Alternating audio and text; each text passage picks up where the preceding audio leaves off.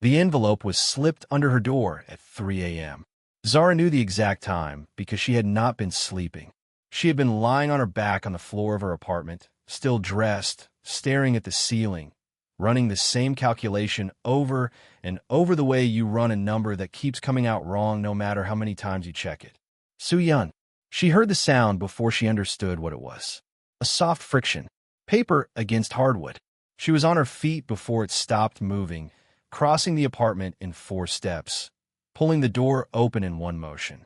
The hallway was empty in both directions. She looked down. A plain white envelope. No name on the front. No stump. Just a single sentence written in English in small, precise handwriting across the seal. Do not meet her on Wednesday. Zara stood in her doorway for a long time. Then she picked it up, went back inside, locked the door, sat on the floor, and held the envelope in both hands without opening it.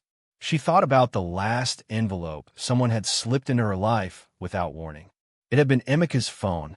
It had been 19 months of messages she was never supposed to see. It had been the beginning of the end of a life she had built inside someone else's version of her future.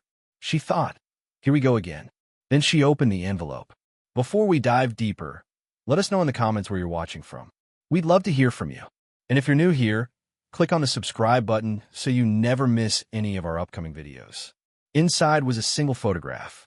It was printed on regular paper, slightly grainy, the kind of image captured from CCTV footage and reproduced in a hurry.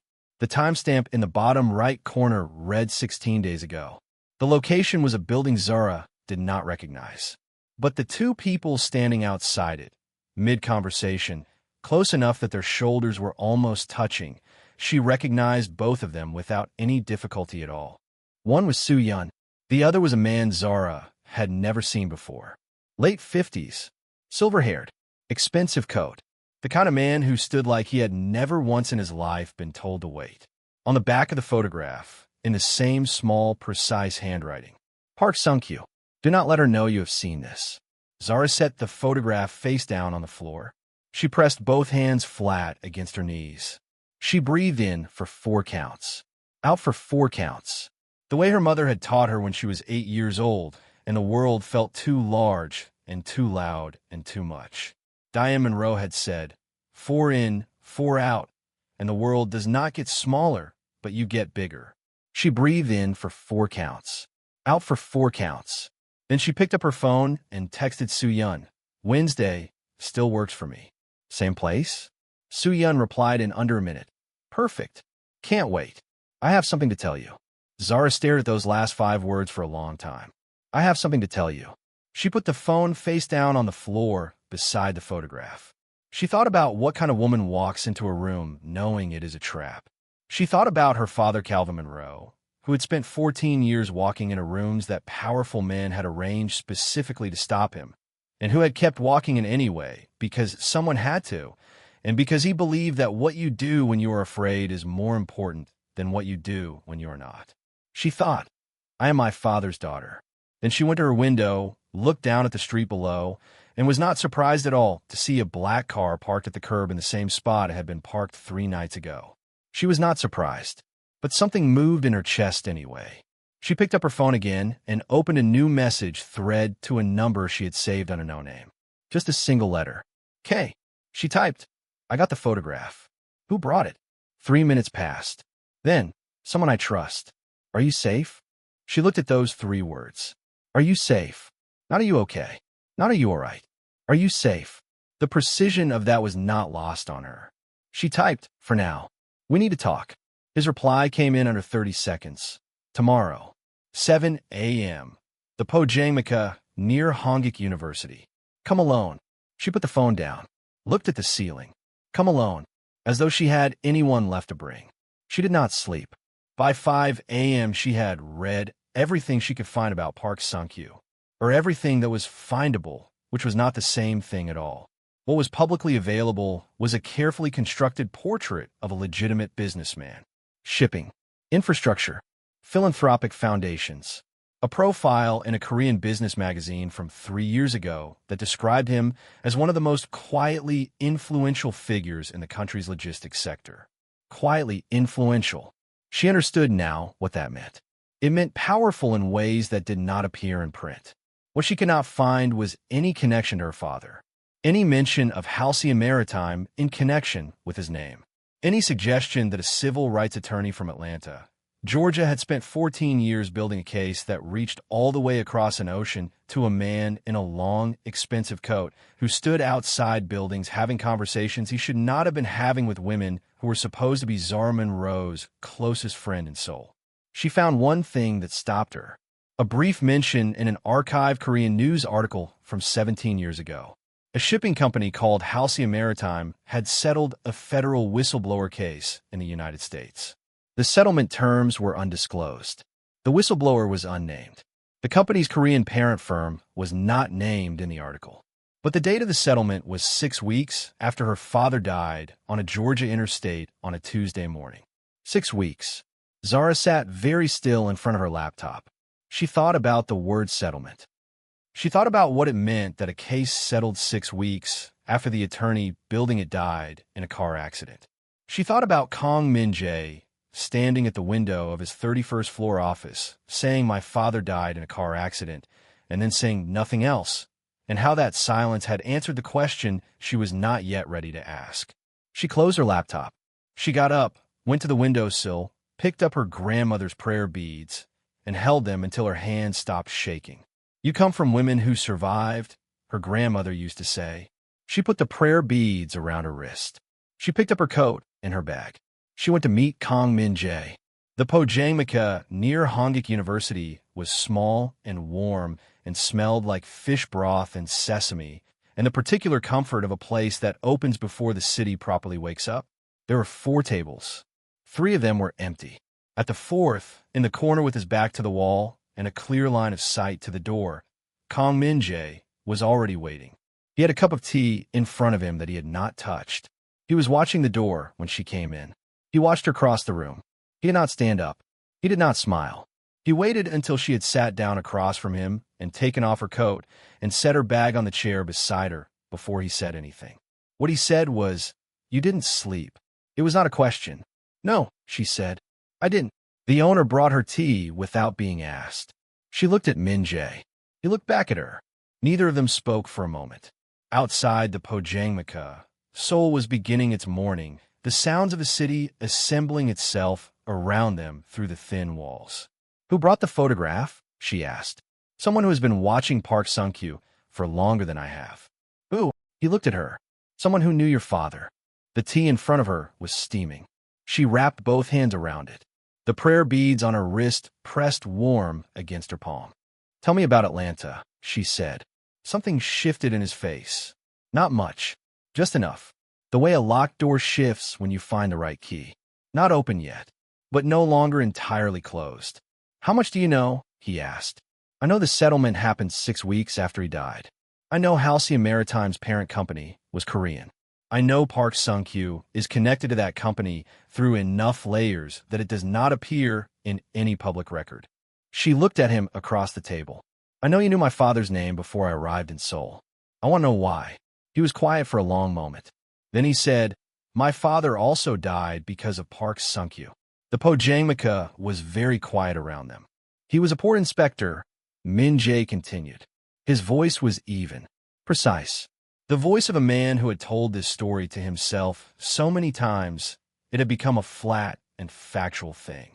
He found irregularities in shipments moving through Halcyon Maritime. He reported them. 3 months later, he was dead. They called it a workplace accident. He paused. "I was 15. Zara said nothing. "Your father was building the American side of the case," he said. He had found the same irregularities from the other direction. He had a whistleblower inside the company. If your father's case had reached trial, it would have pulled Park Sung-kyu's name into the record for the first time. He looked at her steadily. "It never reached trial, because my father died." "Yes." "And the whistleblower?" "Disappeared. The case settled. The money moved. And Park Sung-kyu became exactly what he is today. A man whose name does not appear in any record connected to anything that could harm him."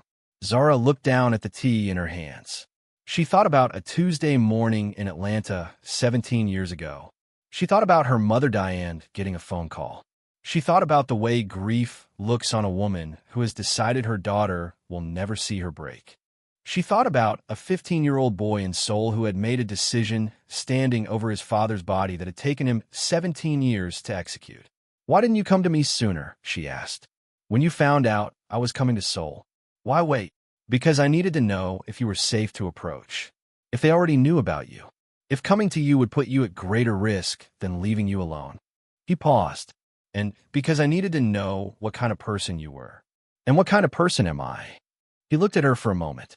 Something in his expression that she could not entirely read. Careful, deliberate, like a man choosing his words from a very small and very precise vocabulary.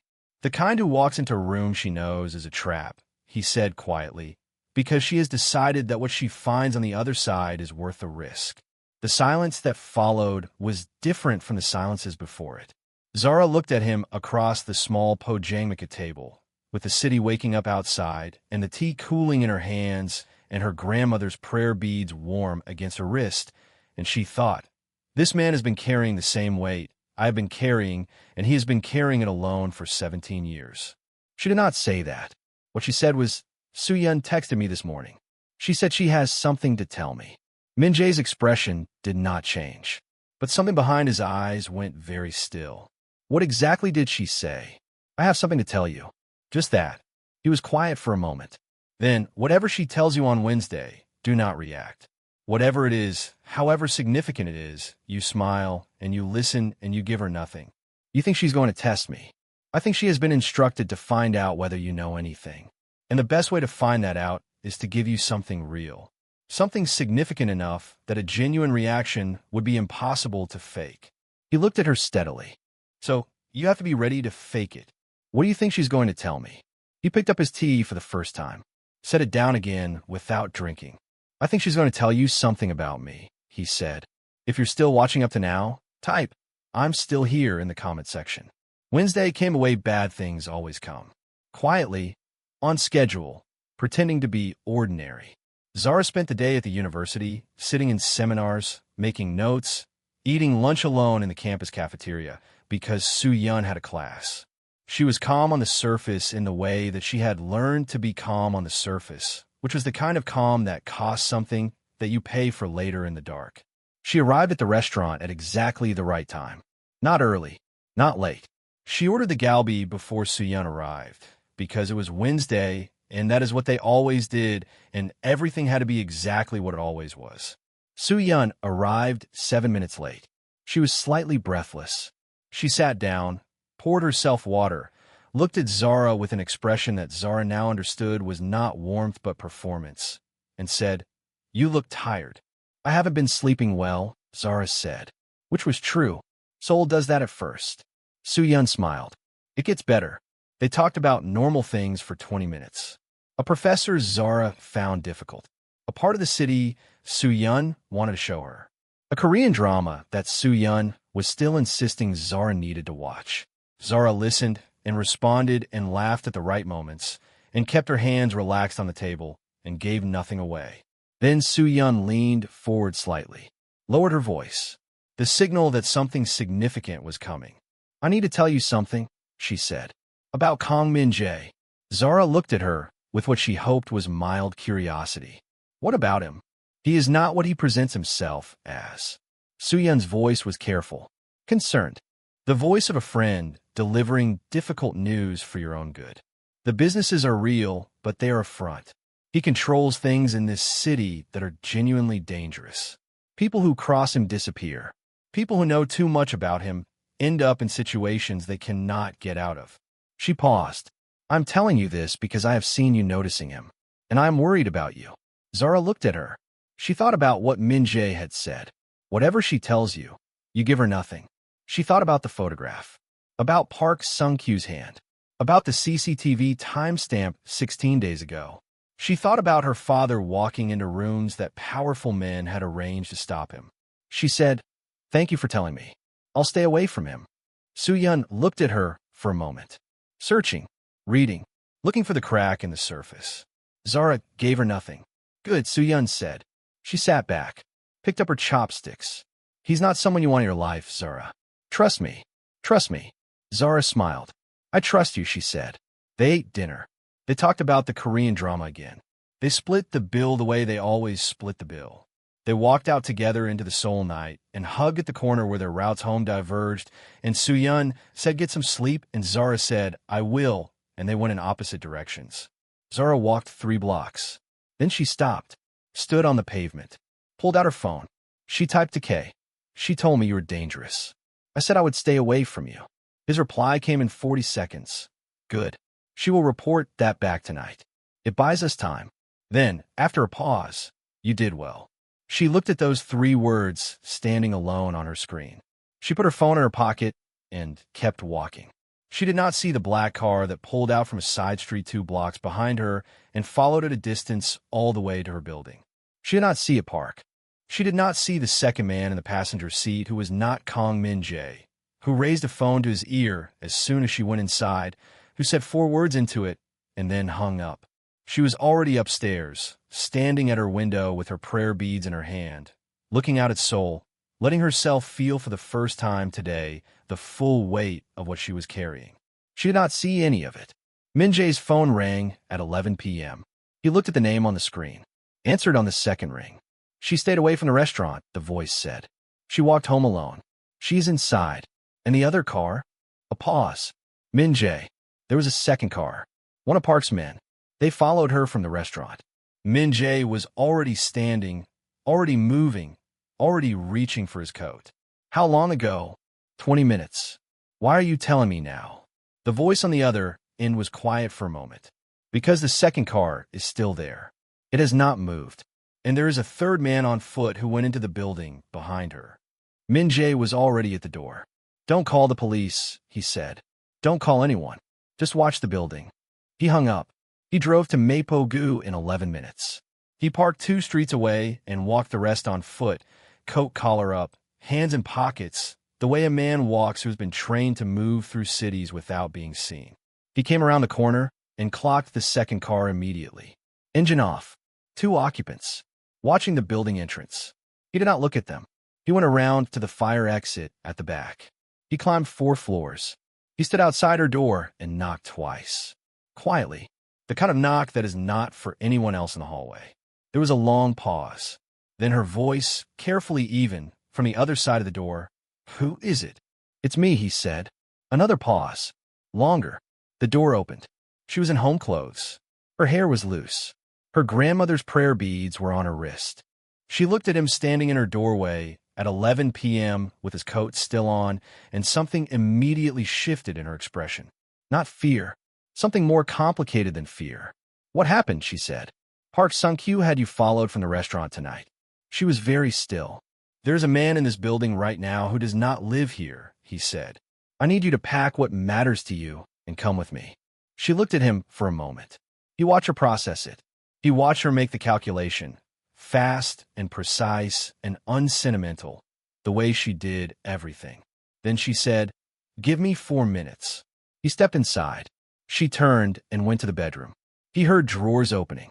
He stood in her apartment, looking at the windowsill where the prayer beads usually sat, and which was now empty because they were on her wrist. He looked at the desk where she worked. The laptop still open. The single lamp. He had stood outside this building and watched this window for 3 nights. He had told himself it was strategy. He was no longer sure he believed that. She came back in 3 minutes and 40 seconds with a bag over her shoulder and her laptop under her arm and her coat on, and her expression, composed in a way he now understood, was the bravest thing about her. That composure, the way she wore it like armor over something that was not armored at all. Where are we going? She asked. Somewhere safe, he said. That is not an answer. No, he said. It is not. He looked at her. Do you trust me? She looked back at him. In the lamplight of her small apartment, with Seoul pressing against the window, and a man somewhere in the building below them who had been sent to do something neither of them wanted to think about. She said, I'm still working on it. Something moved across his face, so briefly that she almost missed it. That, he said quietly, is the most honest thing anyone has said to me in a very long time. He opened the door. Check the hallway. Clear. Stay close, he said. She followed him into the hallway, and he pulled her door shut behind them. And in the pocket of her coat, her phone lit up with a message from Soo-yeon. Zara, I need to tell you the truth. All of it. Please don't hate me. Meet me tomorrow. Alone. Please. She saw it. She did not stop walking. She did not tell him. Not yet. If this story is pulling you in, give it a thumbs up right now. It truly helps the channel grow.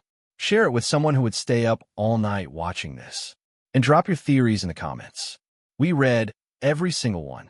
Next time on Seoul Untold, Zara meets Soo-yeon alone. And Kang Min-jae finds out she went without telling him. Because the truth Soo-yeon has been hiding is not what either of them expected. And the man who has been watching from a distance for 17 years is finally ready to step out of the shadows. But not to help them. Subscribe. Episode 3 will change everything you think you know.